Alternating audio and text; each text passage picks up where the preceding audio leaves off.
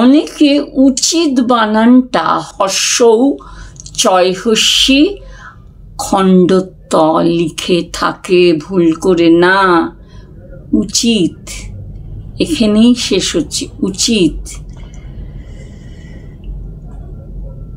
এই তটা ঠিক করে উচ্চারণ করতে হবে। নমস্কার, সময় আপডেটসের হাত ধরে বানান ঠাকুমা অনেকদিন পর আবার এলো। আজকে আমি বেশিক্ষণের জন্য কথা বলবো না। আমাকে একটি ছোট বাচ্চা জিজ্ঞেস করেছে যে হঠাৎ খণ্ডত্ব কেন আর ত নয় কেন।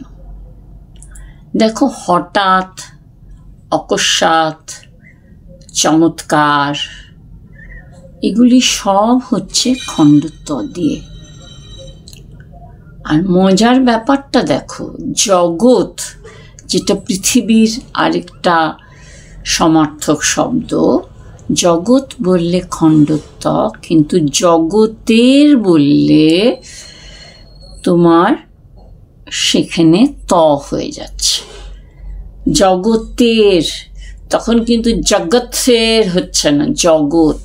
আর হঠাৎ, জগৎ, এই যে সেই জন্য হঠাৎের হয় না, শব্দই হয় না, মানে আমাদের মানেই হবে না বাক্যে। সেই জন্যে যখন আমরা শুনছি হঠাৎ, হঠাৎ, এই টাত হচ্ছে অকস্মাৎ, এই যে যখন এরকম একটা সুর শোনা যাচ্ছে, তখন সেই তটা হবে খণ্ডত্ব।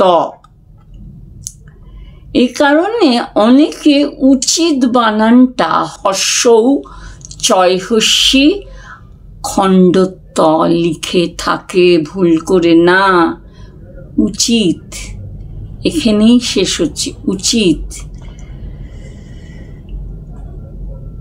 এই তটা ঠিক করে উচ্চারণ করতে হবে। যেমন তফাৎ, তফাৎ কিন্তু তফাৎ নয়, তফাৎ। এটা উচিত, এটা জেনে রাখা উচিত যে জগৎ খণ্ডত্ব, কিন্তু জগতের যেই লিখব তখন তয়কারে বয়শূন্য রয় হয়ে যাবে। আমাদের উচ্চারণটাকে ঠিক করে রাখতে হবে, তাহলেই দেখবে যে তোমাদের বানান লিখতে অনেক সুবিধে হবে। সেই জন্য অনেকবার বলেছি, আবার বলে শেষ করছি যে তোমরা রিডিং দেবে, তোমাদের পাঠ্য বিষয়টাকে বারবার করে রিডিং দেবে। আজকে আসি, সময় আপডেটসকে অনেক শুভেচ্ছা জানালাম।